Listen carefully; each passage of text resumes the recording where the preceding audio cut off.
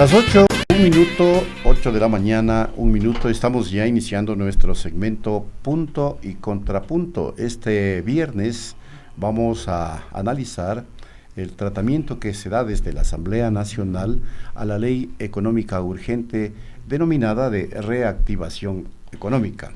La nueva ley, como ustedes conocen, incluye una serie de cambios tributarios y de repatriación de capitales que podrían generar, de acuerdo a los cálculos del propio régimen, ¿no?, unos 700 millones de dólares anuales. Pero también establece cambios en las entidades encargadas del manejo de las finanzas públicas.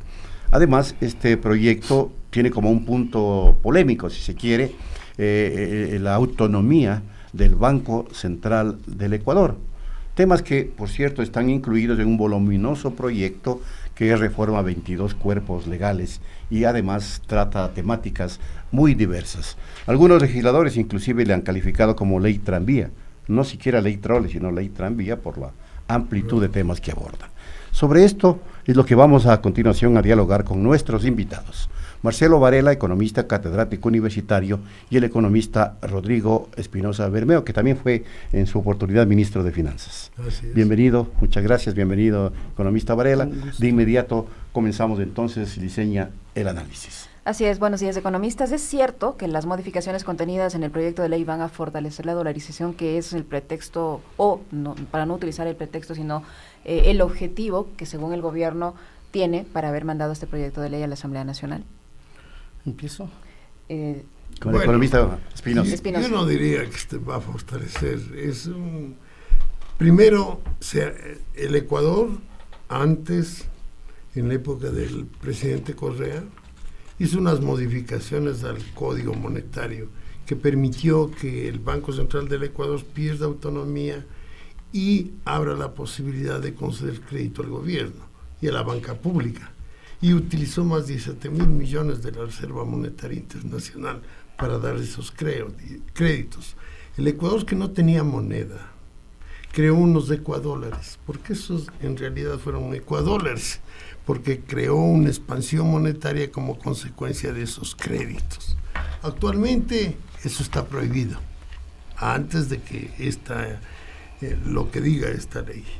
En esta ley se permite que el Banco Central del Ecuador nuevamente pueda crear ecuadólares, porque el Banco Central del Ecuador está autorizado ahora a emitir papeles para captar recursos en el mercado y a conceder líneas de redescuento. Entonces, desde ese punto de vista, yo tengo preocupación, y hay otros asuntos. Por ejemplo, aquí se hace una modificación nuevamente al Código Monetario. El Código Monetario en el Ecuador tiene una historia. El primero lo efectuó la misión Kemmerer, que fue la que creó los bancos centrales en casi toda América Latina. Una comisión dirigida por Kemmerer con gente de primera, monetaristas a nivel internacional. Esa ley más o menos tuvo una duración en el país hasta el año 1947, en que Robert Triffin, que era un profesor de la Universidad de Yale y que fue uno de los baluartes en la creación del Fondo Monetario Internacional y de los procesos de análisis del Fondo Monetario Internacional, hizo aquí la ley de régimen monetario, que se mantuvo vigente hasta que la dolarización. Uh-huh. Pero la ley en sí fue creada por gente muy capaz en asuntos monetarios. Yo creo que actualmente esta ley no tiene esa potencial de haberse elaborado por gente experta en asuntos monetarios. Ese es uno de los problemas. Por ejemplo, se dice que con la dolarización no hay política monetaria. Eso es falso, porque todos los países europeos no tienen moneda propia, es el euro. Sin embargo, todos los países hablan de la política monetaria. Mire una cosa, por ejemplo, aquí en esta ley están dándole a la Junta de Política Financiera la posibilidad de manejar la tasa de interés, que es un asunto exclusivo, un instrumento de política monetaria muy importante. Estamos escuchando actualmente la gran discusión entre el presidente Trump y el Federal Reserva, el Banco de la Reserva Federal, que es el Banco Central en los Estados Unidos, como consecuencia de lo que fija la tasa de interés del Federal Reserve. El presidente de los Estados Unidos quiere que se disminuya aún más la tasa y el Federal Reserve no disminuiría la tasa. Es un instrumento de política monetaria importantísimo. Aquí se le saca del Banco Central y se deja que la Junta de esta que se encarga de regular y normar el sector bancario, el sector de seguros, el sector del mercado de capitales, que es es una junta con mucho poder, ¿no? Antes teníamos un sinnúmero de directores que se encargaban de aspectos específicos, por ejemplo, la parte del sector bancario, teníamos la supervisión, la normativa del tratamiento del sector financiero lo hacía la Junta Bancaria, que era dentro de la superintendencia de bancos, que tenía una autonomía para regular y para supervisar. Ahora la normativa se le pasa a esta junta, toda la normativa de la superintendencia de compañías va a esta junta, la normativa del mercado de capitales va a esta junta, entonces el seguros va a esta junta, todas es las una normativas. Junta con superpoderes. Con superpoderes. Tremendo. Y para tener esos poderes usted necesita tener una burocracia bien amplia. Se va a crear una burocracia, ¿qué es lo que van a hacer? Entonces, como le digo, y además, adicionalmente, hay objetivos de política monetaria que no se están tomando en cuenta. Bueno, economista Varela, creo que ahí está un punto planteado que es fundamental, ¿no? Blindaje de la dolarización, que es una de las propuestas del régimen a través de su ministro de Finanzas. Sí, yo creo que las palabras del gobierno quedan en el papel. Todas las medidas de inicio a fin van en contra no solo de la dolarización, del cumplimiento de varios principios constitucionales, empezando por un gran principio tributario que es la transparencia. Al inicio de las medidas, el artículo 12 de esta ley dispone el carácter de reservada de toda la información que reposa en las bases de datos del SRI. La información no puede ser expuesta o develada bajo ninguna circunstancia, bajo prevención de las responsabilidades civiles, administrativas o penales a que haya lugar por eventuales incumplimientos de lo señalado en este inicio. Así empieza la ley. La ley empieza diciéndonos, de aquí en adelante ustedes no van a conocer nada, nadie de quién paga, nadie de cómo se está recaudando, no van a saber nada, porque cuando después se analiza la reforma tributaria, obviamente sabemos cuáles son las consecuencias, pero van mucho más allá, porque no solamente el objetivo de estas medidas es desdolarizar, el objetivo de estas medidas es llevar a cabo una crisis sistemática igual que la del año 99. El artículo 144, inciso 5, inciso 5... Un poquito más del micrófono. El artículo...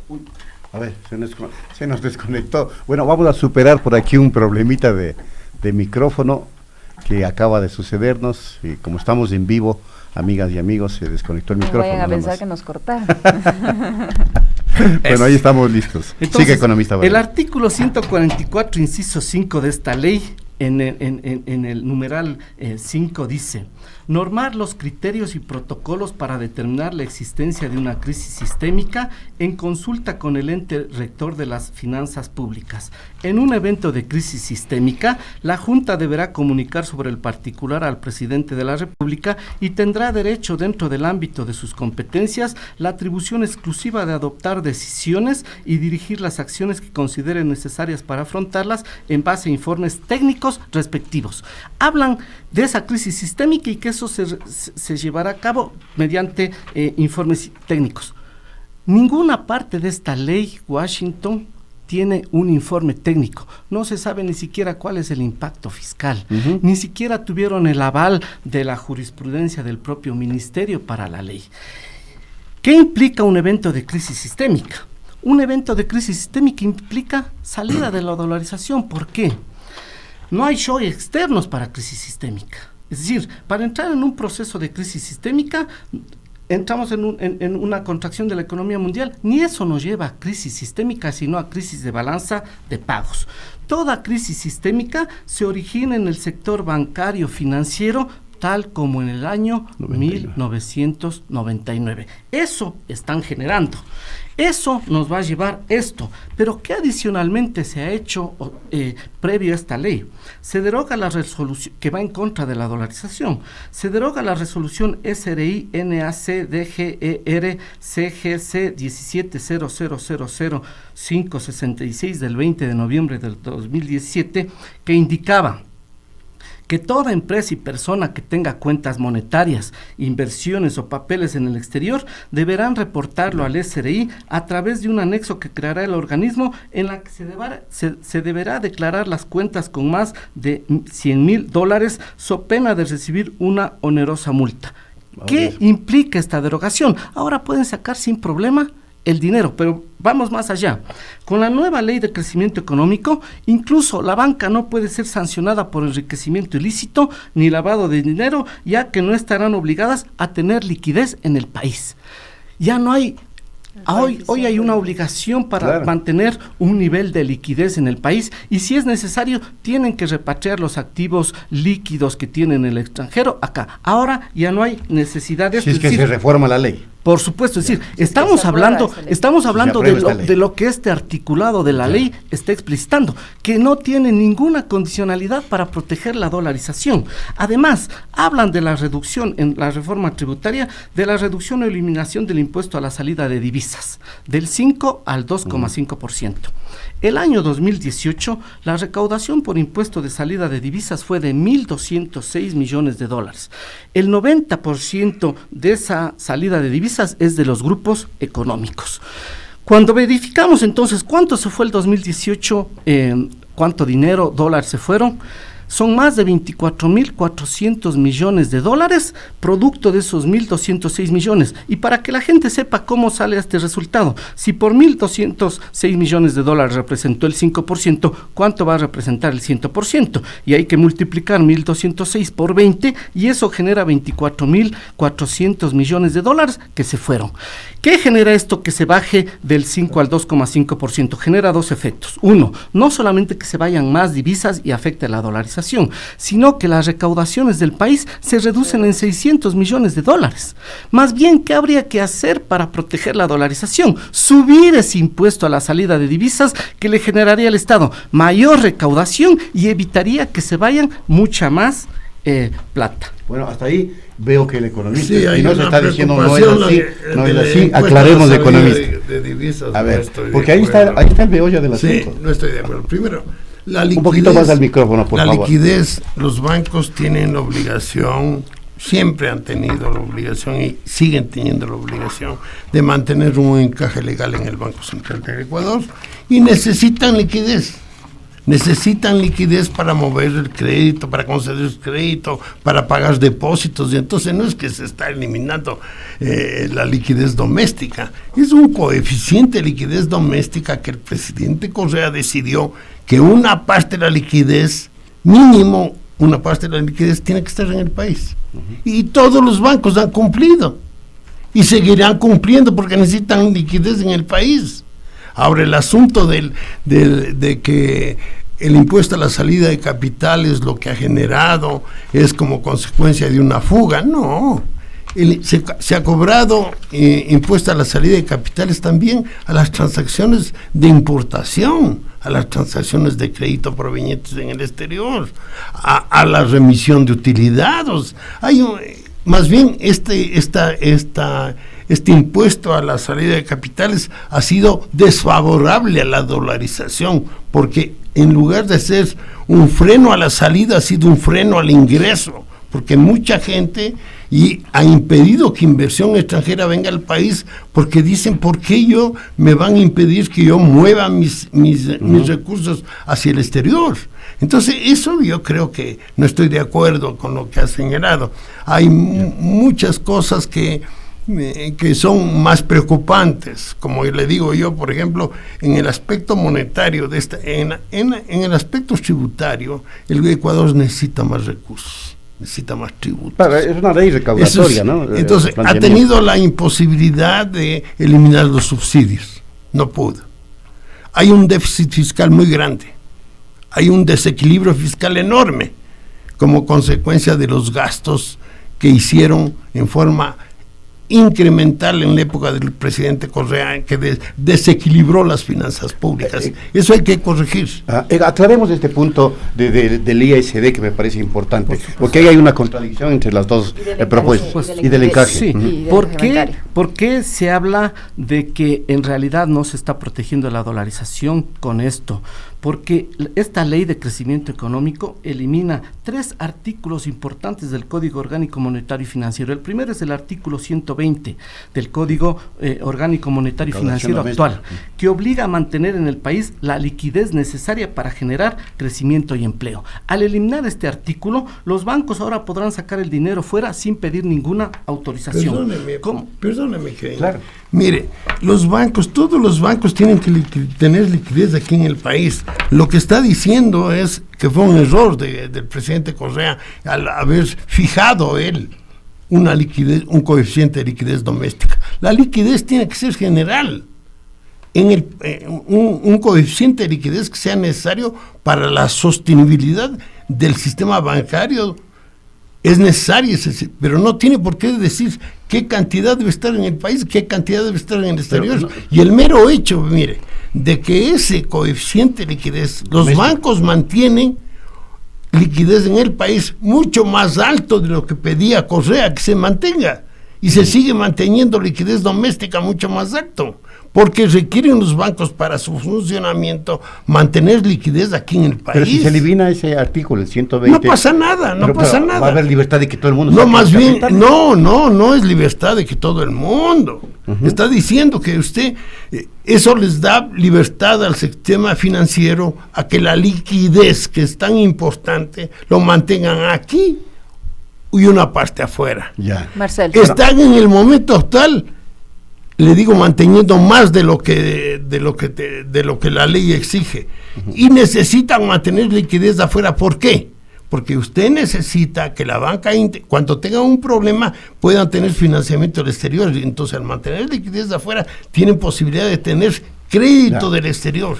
Marcelo, estaba exponiendo usted sus cuando argumentos. Se elimina este artículo, pueden sacar toda la plata. Y si se requiere liquidez, para eso es la autonomía del Banco Central. ¿Qué dicen esa autonomía del Banco Central? Ahora el Banco Central ya no le puede prestar al gobierno central, pero sí le puede prestar a los bancos. Entonces, ellos sacan la plata, y si se requiere liquidez, el Banco Central tiene que cubrir ¿de dónde? De las reservas del público. Entonces, esto obviamente no manifiesta ninguna condicionalidad, como en la actual ley define la liquidez. Pero además, elimina el artículo 124 y 125 del Código Orgánico Monetario y Financiero, que define la inversión de excedentes de liquidez destinado a promoción de exportaciones, innovaciones, tecnología y conocimiento debe darse. Es decir, si hay excedente de liquidez, no lo pueden sacar en la actual ley afuera, sino lo tienen que mandar a promoción de exportaciones, innovación, tecnología y conocimiento, es decir, a crédito hacia estos sectores. Entonces, ¿qué va a pasar cuando se elimine esto? Ni siquiera va a haber para el crédito productivo, esto ya lo va a definir el Banco Central, la banca privada, sino que adicionalmente a estas cuestiones prioritarias, el dinero no se va a destinar. Y si sacaron de más plata y los bancos requieren por mucha más demanda de dinero, entonces el Banco Central ahora sí a ellos sí les puede prestar. ¿A qué tasa? A una tasa del 0%. Esto pondría en evidente peligro, según el economista Varela. Sí, economista Espinosa. Que está equivocado. La liquidez en todo el mundo. Es necesario que el sistema financiero cuente con una cantidad de liquidez. Entonces, para gestionar bien ellos, su negocio, requieren tener libertad. ¿Cómo manejan la liquidez? ¿Qué es lo que más importante? La banca, el negocio de la banca es dar crédito. Entonces necesitan. Todas las utilidades de la banca en el Ecuador vienen del crédito que conceden. La mayoría, yo no diría toda, pero un gran porcentaje viene de la cantidad de crédito que dan. Y dan crédito en base a riesgos. Entonces, es una cuestión de gestión adecuada el que la liquidez lo manejen ellos de una forma que esté acorde con los riesgos del país. No es que esto va a permitir que haya más salida de divisas. Imposible. Más bien esto lo que genera es que el sector bancario y financiero puedan traer liquidez de afuera, porque tienen recursos. Usted para recibir un crédito necesita tener depósitos de afuera. Entonces un banco que necesita 40, 50 millones cuando tiene una deficiencia de liquidez interna, pide un crédito afuera. Hemos visto como el Banco Pichincha, por ejemplo, cuando ha tenido algún problemita pequeño, ha traído recursos del exterior, y ningún banco va a ser tan tonto de poner y ganar el 2%, el 1% en el exterior, en vez de dar crédito aquí y ganar mucho más. Entonces se mueven de acuerdo a rentabilidad. Entonces este tipo, más bien, el eliminar el coeficiente de liquidez doméstica permite que los bancos puedan manejarse muy bien. No es que esto va a generar salida al exterior, todo lo contrario, va a generar ingresos, porque va a generar que los bancos, cuando tengan problemas, como no hay un prestamista de última instancia, ni tampoco va a haber un prestamista de última instancia, entonces necesitan el apoyo del exterior para cubrir sus deficiencias. Uh-huh. Estas líneas de crédito de descuento que yo estaba hablando, es primero cuando el Banco Central cuente con reservas monetarias que cubran todos los balances. Ahí podrá conceder líneas de redescuento, pero esas líneas de redescuento son operaciones de corto plazo y tienen objetivos monetarios importantes. Cuando hay una falta de liquidez en la economía, el Banco Central puede realizar estas líneas de redescuento. Lo que pasa es, yo me opongo porque lamentablemente creo que el país no tiene un conocimiento monetario para manejar una línea de crédito como estas, de descuento, porque puede ser peligroso que el gobierno, como en época de Correa, decida que el Banco Central tiene que usar las reservas monetarias internacionales para financiamiento a la banca pública. Le dieron 5,000 millones, y para financiamiento al gobierno, que generó el desequilibrio fiscal, y que en este momento el haberle dado tanto crédito a la banca pública está generando una política de restricción monetaria, porque como ya no puede, lo único que hace el Banco Central es cobra, y al cobrar está sacando dinero de la economía y capturando en el Banco Central. Entonces hay una política restrictiva. Para contrarrestar eso y luego pasar a otro análisis, voy a explicar esta cuestión. Se dice negocio de la banca es dar crédito. No, el negocio de la banca no es dar crédito, es maximizar sus ganancias. ¿Cómo maximiza sus ganancias? A través del precio del dinero. ¿Qué explicita la ley? La ley explicita la liberalización del sistema financiero. Ya no van a tener control como hoy sí tienen al definir las tasas de interés. ¿Esto qué va a generar? Se sacan plata de aquí. Si hay demanda de dinero, ¿qué va a llevar esto? Que la tasa de interés suba porque hay más demanda de dinero, y obviamente así ellos pueden seguir obteniendo ganancias. Es decir, si se sacan la plata, solamente en casos en donde vean ellos las expectativas de ganancia porque la tasa es mayor, ellos le pedirán al Banco Central. De lo contrario, se sacan la plata y ellos darán solamente lo que está aquí hasta el punto donde esa tasa de interés le maximice sus utilidades. Así es el funcionamiento de la banca. Así funciona la banca. Entonces, ¿qué certeza hay de que haya liquidez? Entonces, nuevamente repito, ¿cuándo traerán la liquidez? Cuando vean que obviamente la demanda es mayor y la tasa puede ser mayor, y por tanto pueden obtener más ganancias. Es decir, esto se va a basar en las expectativas de ganancia de la banca, porque la ley está explicitando esa liberalización del mercado financiero. Aclara, economista, a ver, vea su totalmente equivocado, totalmente equivocado. La tasa de interés, desde la época de Correa, está fijada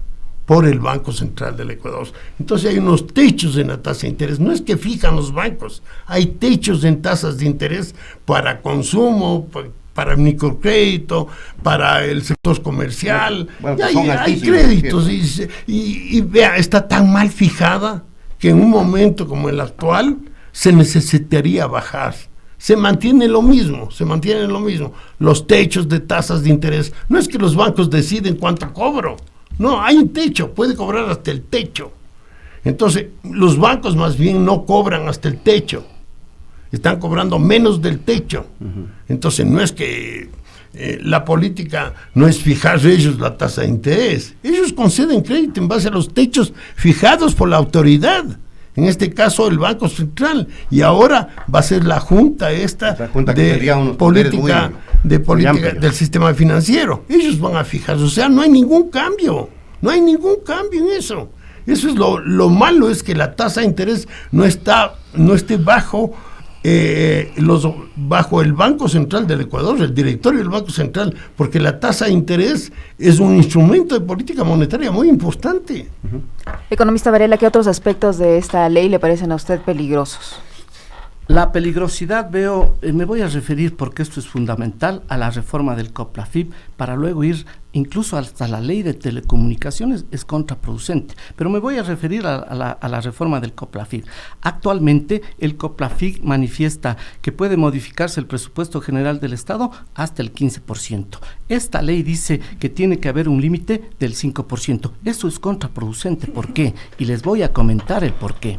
El año 2016, cuando se dio el terremoto, el Estado tuvo que modificar en 14,5%, el gobierno tuvo que modificar el presupuesto general del Estado en 14,5% para enfrentar esa contingencia del terremoto. ¿Qué pasará ahora si se establece ese 5% y hay una calamidad como la del terremoto? Estamos obviamente vulnerados frente a esta condición, es decir, el país se va a encontrar ahora en desprotección ante una situación grave, pero vamos mucho más allá. Lo que vemos en esta reforma además es que si existieran más ingresos del Estado, se direccionaría, esto dicen, a un fondo ¿cómo es que se llama este fondo? El Fondo de Estabilidad, similar al FEIRED, incluyendo activos, acumulación de activos. ¿Para qué sirve este fondo de acumulación? No servirá más que simple y llanamente para compromisos de deuda. ¿Por qué? Porque posteriormente, ¿qué es lo que se va definiendo aquí? Se va definiendo aquí una condicionalidad en donde lo que se va incorporando en esa reforma es, en la formulación presupuestaria se tiene que incluir gastos comprometidos y no devengados. ¿Qué es un gasto comprometido? El pago de deuda. ¿Para qué va a servir el fondo de estabilización? Para garantizar el pago de la deuda y no para garantizar contingentes que pueden darse en el país. Incluso, mire lo que se hace. Se inventan una figura contable en donde la cuenta de financiamiento de derivados deficitarios, que es parte del balance primario petrolero, que no puede ser considerado, lo vuelven a considerar dentro del balance primario no petrolero como parte del balance primario global. Es decir, lo que quieren mostrar es aumentar esta condicionalidad. ¿Para qué? Posiblemente para justificar por qué hay que eliminar los subsidios. No, esta cuenta es parte de Petroecuador y no puede ser parte del presupuesto general del Estado. Pero además, sustituyen los certificados del Tesoro CETES y van a aplicar otra instrumentación financiera de corto plazo y van a iniciar un proceso de desinversión progresiva del saldo vigente. Lo que buscan con esto es que ya no le presten las instituciones del Estado al gobierno central, sino que el financiamiento se lo haga ¿a quién? A los organismos internacionales o a la propia banca privada. Eso es lo que obviamente está tras esta condición. Condición, ya para terminar, que violente el artículo 290 de la Constitución. ¿Qué dice? El artículo 290 de la Constitución dice que el endeudamiento público se sujetará o se recurrirá a endeudamiento público solo cuando los ingresos fiscales y los recursos provenientes de la cooperación internacional sean insuficientes y se velará para que el endeudamiento público no afecte a la soberanía, los derechos y el buen vivir y la preservación de la naturaleza. Con endeudamiento público se financiarán exclusivamente programas y proyectos de inversión para infraestructura o que tengan capacidad de pago. Y adicionalmente el artículo 293 ordena: la formulación de ejecución del presupuesto del Estado se sujetará al Plan Nacional de Desarrollo. ¿Bajo qué herramientas se está haciendo estas reformas? Bajo las herramientas de los condicionantes de las medidas cualitativas exigidas por el FMI. No está esto ajustado al Plan Nacional de Desarrollo, sino a los requerimientos del FMI. Economista, veo que hay un contrapunto. Sí, una de las buenas cosas que tiene esta ley es que le limiten la posibilidad que tiene el Ministerio de Finanzas de ampliar los gastos a niveles muy altos. Ahora se le limita máximo el 15%. Tú no puedes modificar sino hasta el 5%. Y eso no tiene. Si hay un problema como el terremoto, se habrá una modificación. Tiene que haber una modificación, pero esto es positivo, no permitirle al gobierno que siga gastando como viene gastando. la corrupción que hubo en el gobierno de Correa generó un crecimiento del gasto que nos ha generado los problemas que tenemos ahora, que tenemos que corregir con sacrificio de todos. Yo, que no estoy más o menos en desacuerdo con la mayoría de esta ley, creo que es importante desde el punto de vista del gobierno nacional, en la parte fiscal, es importante que el gobierno tenga nuevos recursos, que se vaya bajando el impuesto a la salida de capitales, como él dice. Todo lo contrario, ese es un invento de Correa. Economista, que debe eliminarse totalmente, como dicen la mayoría de economistas que tienen conocimientos y que han estudiado en todas partes. Ese es un freno a la entrada de capitales, no es un freno a la salida. Y en la salida de capitales la gente saca de una u otra manera. De una u otra manera, pero las empresas necesitan liquidez aquí en el país para funcionar. No es que ellos deciden sacar la plata porque les da la gana. Los únicos que sacan la plata son los corrompidos. La gente que ha sacado plata por corrupción tiene que buscar dónde mantener su plata. Y hay un grupo de gente que quiere mantener por seguro, por evitarse cualquier riesgo plata en el exterior. Pero eso, poner un impuesto a la salida de capitales me parece absurdo. Yo creo que lo grave de aquí es que se trate tantas leyes, ese 22 cuerpos legales. Lo que usted dice, tren, ¿no? Y no manejado eficientemente. Hay algunas cosas que son positivas. Yo quisiera que la parte fiscal lo traten rápidamente y el resto dejen para ser tratado de una manera más eficiente y analizando con expertos, tiene que venir gente experta. Cuando hablamos de política monetaria, la universidad no enseña política monetaria en el Ecuador. Aquí no salen monetaristas. Es lo mismo que de la universidad no sale gente que es preparada para operar el cráneo, así tampoco salen de la universidad. Yo he sido decano de la Facultad de Economía, algunos años. Y aquí en el Ecuador no se forma gente monetaria. Eso tiene que estudiar afuera. Yo estudié 4 años monetarios en el exterior. Y todos los monetaristas del Banco Central estudiaron en el exterior, en la Universidad de Harvard, en la Universidad de Yale. Y ellos no modificaron la ley. Siguieron la ley de Robert Striffing porque era una eminencia y era una ley muy buena.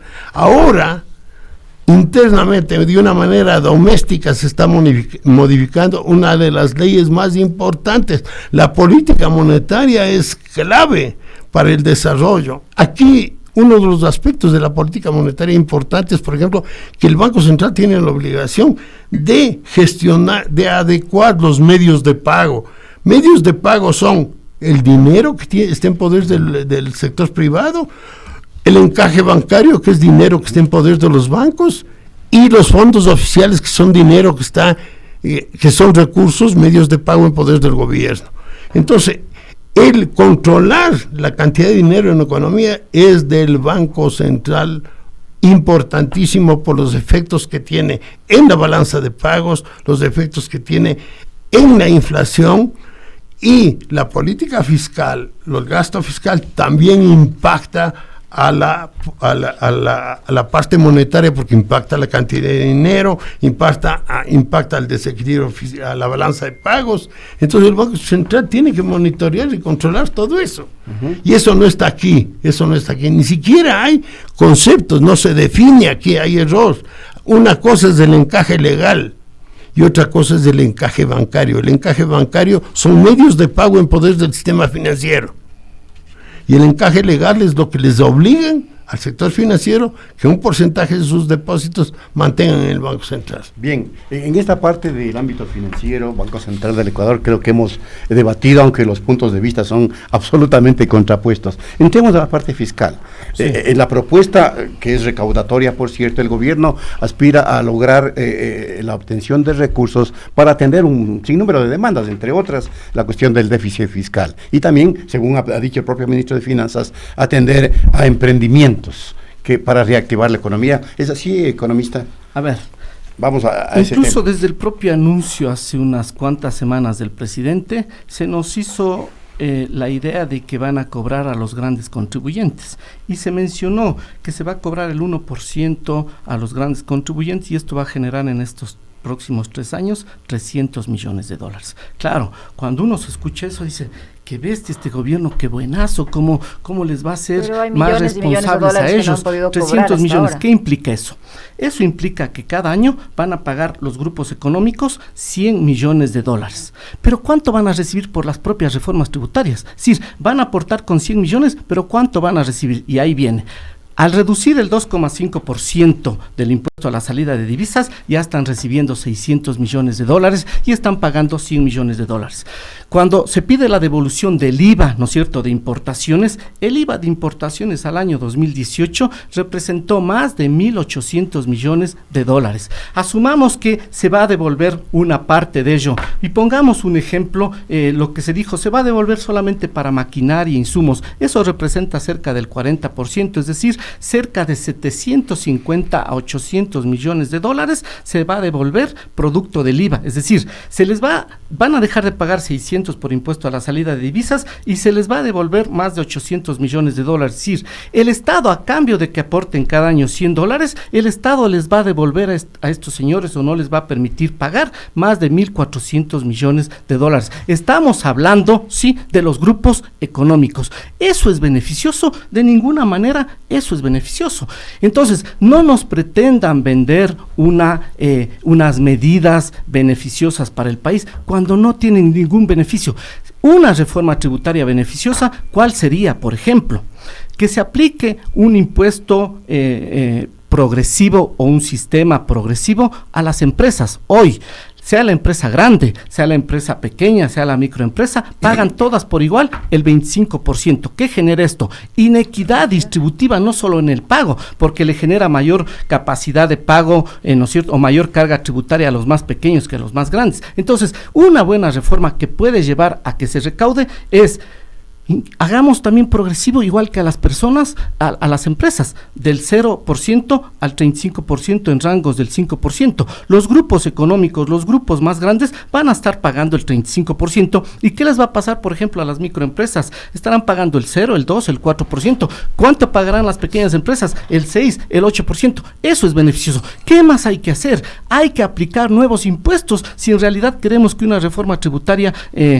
funcione. Apliquemos impuestos al patrimonio, apliquemos impuestos al capital. Esos son impuestos redistributivos. Si se quiere, desde aquí, aprendan esos buenos empresarios de los países desarrollados, incluso de los Estados Unidos, que piden que les cobren más. Eso es lo que les falta al gran empresariado acá, que también sean responsables de lo que puede pasar en el país. Esas son reformas que sí valdrían la pena que se apliquen, pero las que están llevándose a cabo nos muestran como beneficiosas, pero no son beneficiosas para las mayorías, sino para esos grupos pequeños que concentran el capital. Economista Espinosa, veo que está en absoluto desacuerdo, y de eso se trata este programa, punto y contrapunto. Es una pena que haya tenido tanta influencia la política del gasto loco, de la política desquiciada económica que fue en el gobierno anterior, porque le veo que parecería que forma parte de ese grupo. Mire, las empresas en todo el mundo pagan un impuesto determinado, ¿no? Que le dicen el 40, el 35, el 20. Eso paga la empresa, pero la empresa genera utilidades y los accionistas reciben esas utilidades. Y los accionistas pagan el impuesto que va hasta el 60, 70%. Y eso es lo lógico. No es que usted va a poner un impuesto diferente a las pequeñas empresas que a las grandes. No, tienen el mismo porcentaje. Son los accionistas que en definitiva los que se benefician de eso, quienes tienen que pagar en forma diferenciada. El que más tiene paga más, el que menos tiene paga menos, y los que no tienen no pagan nada de esa distribución de utilidades. Entonces eso hay que tener. El impuesto al patrimonio, casi en todo el mundo se está eliminando el impuesto al patrimonio. En el Ecuador no hay impuesto al patrimonio, y a buena hora que no hay impuesto al patrimonio, porque eso es negativo, eso está usted afectando al ahorro, está afectando a las generaciones futuras. Si lo de la plusvalía generó un problema, no se diga un impuesto al patrimonio, eso sí puede generar una salida de divisas del país y afectaría tremendamente a la dolarización. Entonces, los impuestos lo que está haciendo el gobierno, tiene que reducir los gastos y tiene que reducir impuestos. ¿Por qué? Porque el país no es competitivo. Las empresas tienen problemas de vender porque les cuesta mucho producir.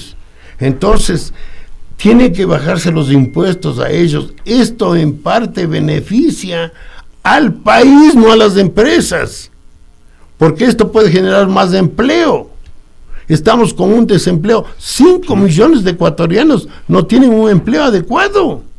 Y no se está haciendo nada para que esos 5 millones de ecuatorianos tengan empleo. Entonces, a la inversión privada hay que darle incentivos para que tener una mayor inversión privada, para tener inversión extranjera. Eso tenemos que generar incentivos. El Ecuador tiene que ahorrar para invertir más. Por eso el gobierno tiene que cubrir su déficit fiscal, tiene que eliminar. Para no endeudarse más, porque el déficit fiscal se financia con crédito externo. Entonces, para no endeudarse más, tiene que tener hasta superávit para poder pagar la deuda y que los ecuatorianos tengamos que pagar mucho menos en intereses de lo que estamos pagando ahora. Economista Varela, usted quiere seguramente rebatir lo que dice el otro invitado. Yo quisiera también insistir un poco en la peligrosidad de esta confidencialidad tributaria. ¿Qué pasa con las empresas o con las instituciones de seguridad social? El presidente se ha visto forzado a disculparse, pero es un texto que está en esta ley que de aprobarse va a estar en vigencia, por ejemplo. Y si esta ley también esconde una privatización de empresas públicas. Por supuesto, a ver, ¿qué es lo que sucede ahí? Y quería centrarme en algo, pero este tema es importante y me voy más bien a centrar en este tema. ¿Qué es lo que pasa? Claro, hubo el error y decir que son empresas del gobierno, digamos, del ¿cierto? gobierno. Y por ende dejan de ser entidades autónomas y por tanto todos los ingresos y gastos de ellos formarían parte del presupuesto general del Estado. Porque hoy el IES no es parte del presupuesto general del Estado, sino es parte de una subcuenta de la cuenta única del Tesoro. Claro, eso generaría, pero a su vez, ¿qué es tras esta, digamos, privatización de la seguridad social? ¿Qué está? Está lo que viene luego de esto, que es la reforma laboral. En la reforma laboral, al disminuir, ¿no es cierto?, los tipos de contrato por contratos, digamos, ocasionales, vulnera toda la cuestión de los aportes. ¿Cómo se sostiene la seguridad social? De acuerdo a las aportaciones, al número de aportantes. Si cambiamos la reforma laboral, esto afectaría, obviamente, al sistema de seguridad social. ¿Por qué? Porque no habría los aportantes necesarios para cubrir las pensiones, porque en base de las pensiones se cobra eso. Eso es lo que se pensó hace muchos años aquí en el Ecuador, ¿no es cierto?, hace como 6, 7 años, para decir, desde el primer día que entran a un trabajo, tienen que ser asegurados para garantizar, obviamente, que la seguridad social se pueda prestar. Entonces, ¿qué implica una reforma laboral? Implica que si les llevamos a contratos de periodo menores, a jornadas de trabajo más largas, se pierde mucho dinero de esas prestaciones, que es el sustento de la seguridad social. Entonces, en ese momento, digamos que esto es como un proceso que van de a poquito, ¿no? Esto es lo que ellos mismos dicen, es el ajuste gradual, porque antes cometieron el error de lanzar todo de una, entonces ahora hay que ir de a poquito, dicen. Entonces, de a poquito hay que ir martillando, ¿no es cierto?, la mala situación para los ecuatorianos. Ahí se daría esa situación, obviamente, y eso es un poco complicado, que la seguridad social pueda ser afectada por este tipo de reformas. Pero quiero referirme a una reforma que casi nadie habla, que es la reforma de las telecomunicaciones, que a la larga tiene que ver también con la política fiscal. Yo había tuiteado hace unas 3 semanas lo siguiente: en la reforma a la ley de telecomunicaciones se reduce al 50%, ¿sí?, el pago de impuestos. Antes era 3% de impuestos sobre los ingresos a todas las empresas de televisión, de cable, de celulares. ahora se reduce al 1,5%. Es decir, la carga impositiva de las operadoras de televisión, de celular, es menor. Además que elimina el pago a participación de mercado por debajo del 45%. Antes se calculaba a partir del 30%. Entonces, le sume, ¿no es cierto?, el porcentaje de concentración de mercado. Y entonces, ¿esto a quién termina beneficiando? A DirecTV, a Claro, a Movistar, porque ellos concentran más del 30% y por tanto ahora no van a pagar con esta nueva ley, cuando obviamente antes era solamente el 30%. Se elimina del cálculo del pago el valor de los títulos habilitantes, es decir, las operadoras ya no contribuirán para lograr el servicio de acceso universal de todos los ciudadanos a los servicios de telecomunicaciones. Es decir, entramos a la cuestión mercantilista más grande que tiene el capitalismo, que es el que tiene plata, que lo pague. El que no tiene, pues allá se queda sin servicio. Mientras a las operadoras se les renovará automáticamente el contrato con el Estado hasta el 2028 sin recargo alguno. Termina en el 2023. Esos 5 años ya no van a pagar. La vez anterior, por 5 años, pagaron cerca de $650 millones. Es decir, se les va a perdonar también este pago. Y a los usuarios, en cambio, se les incrementa el pago de IVA e ICE de todos los servicios de telecomunicaciones. Pero ¿qué pasa? Al servicio de las corporaciones, es decir, los paquetes corporativos no sufren ningún cambio, no tienen que incrementar ningún tributo adicional, solamente a los pagos o a los planes individuales. El 30% de los planes individuales son de la microempresa, son de la gente emprendedora. Esa gente es la que se va a ver afectada. Y aquí terminan nuevamente beneficiando a las grandes corporaciones en detrimento de las mayorías. Por los tiempos. Lo que dibuja el economista Varela es un panorama desolador. Mire, ¿qué dice usted, economista Espinosa? Hablemos de sentido común. ¿Qué es lo que ha pasado con los teléfonos celulares? Ahora casi todos los ecuatorianos tienen teléfonos celulares, todo el mundo.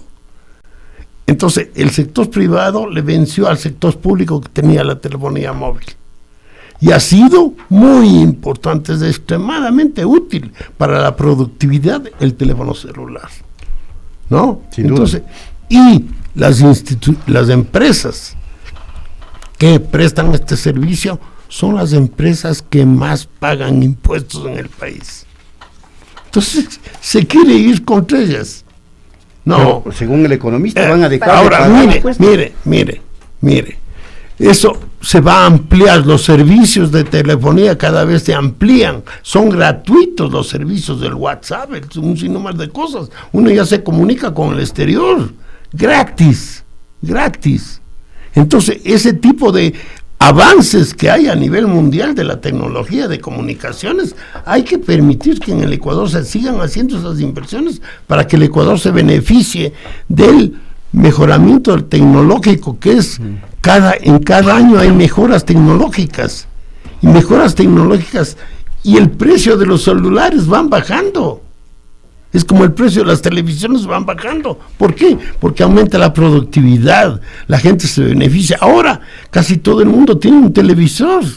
¿Por qué? Porque la tecnología ha permitido que un televisor, con el avance, que sea cada vez menor, la tecnología sea cada vez mejor y cueste menos.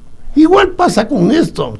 Son los avances tecnológicos que el país tiene que beneficiarse de esos avances tecnológicos y no venir con políticas de cobrar tributos como locos sin tomar en cuenta que lo importante en este momento y yo considero que sería conveniente que hasta por el motivo del Fondo Monetario Internacional, que para mí es una institución muy importante a nivel mundial.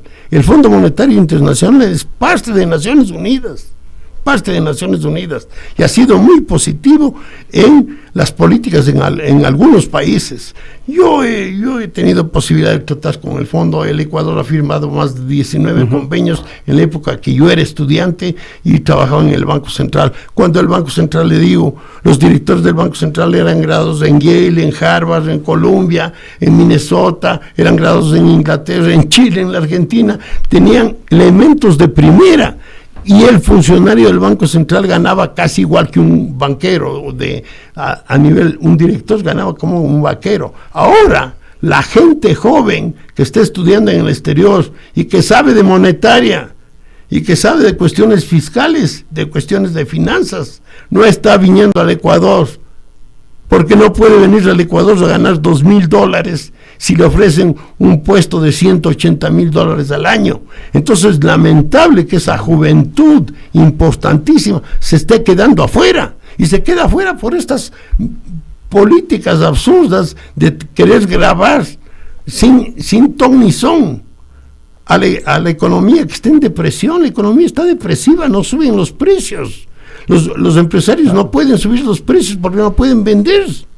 No hay demanda. No hay demanda. Entonces, y usted, para que el IES mejore, se necesita que esos 5 millones de ecuatorianos que no están afiliados al IES y que forman parte de la fuerza del trabajo, se afilien al IES. ¿Cómo se pueden afiliar? Con reformas laborales. Bueno, ya se nos agotó el tiempo. Tendríamos 2 minutos, Liz, para que cada uno termine exponiendo. Sí, definitivamente. Yo iba a ser breve. Tenemos 2 minutitos cada uno, por favor. Incluso 1 minuto sobre el daño que se va a hacer a la economía popular y solidaria, ¿sí? Se le va a debilitar. ¿Por qué? Porque obviamente se habla que ahora va a ser sujeto de negociación todos los certificados de aportaciones de las cooperativas. Así no funciona el cooperativismo. Así se va a romper y partir al sistema cooperativo y a la economía social y solidaria, que es el régimen económico que se debe de impulsar aquí de acuerdo a la Constitución, primera parte. Para ir terminando, definitivamente, esta ley, si no se la archiva, el gobierno y la asamblea se van a ver obligados a que existan severendas marchas más graves que las anteriores, no porque yo lo diga, sino porque las organizaciones sociales, la propia CONAIE lo ha indicado, los estudiantes, las universidades, todos han mencionado que si esto pasa, obviamente va a generar estas condiciones. Entonces el gobierno tiene que pensar si quiere generar más conflicto social o definitivamente quiere que haya paz en el país. Eso depende del gobierno. Y el gobierno, si quiere que haya paz y tranquilidad en el país, ¿qué tiene que hacer? Primero, archivar esta ley, y 2, recoger esos modelos, ¿no es cierto?, económicos presentados incluso por la CONAIE y hace 2-3 años por muchos académicos, ¿sí? Debería de retomar esos planteamientos y cambiar este sistema económico que no solamente nos va a llevar a la crisis, sino que nos va a llevar a un problema en donde las condiciones económicas y sociales del país van a ser peores incluso que Argentina. Termine usted, economista Rodríguez Espinosa. Hubiera querido hablar más de esto, pero sí, la dinámica se dio en esa perspectiva. Usted debe ser correísta, por lo que yo le conozco como catedrático del IAEN, nada más. No, porque le conozco, ¿no? El IAEN era ahí estaba el correísmo, ¿no? Bueno, entonces a lo que yo voy es que es lamentable, oiga, que el Ecuador siga pensando en estas cosas de tratar de grabar al que tiene, tratar de grabar a la producción. Pero el que más tiene sí tiene que pagar más. Tiene que pagar, y paga más. Justicia. Mira, la mayoría del tributo son pagados por los que más tienen en el Ecuador. Pero no indudable. Pero la evasión también se concentra en los que más tienen. Claro. Hay evasión en todo el Ecuador, corrupción hay en todas partes. Pero más difícil es para una empresa evadir, porque tiene un sinnúmero de controles. Bueno, en este país no es tan difícil. Solo hay que fijarse en las cifras de evasión. Pero mire, a lo que voy yo es que el Ecuador tiene que tener una política de mayor apertura con el sector privado.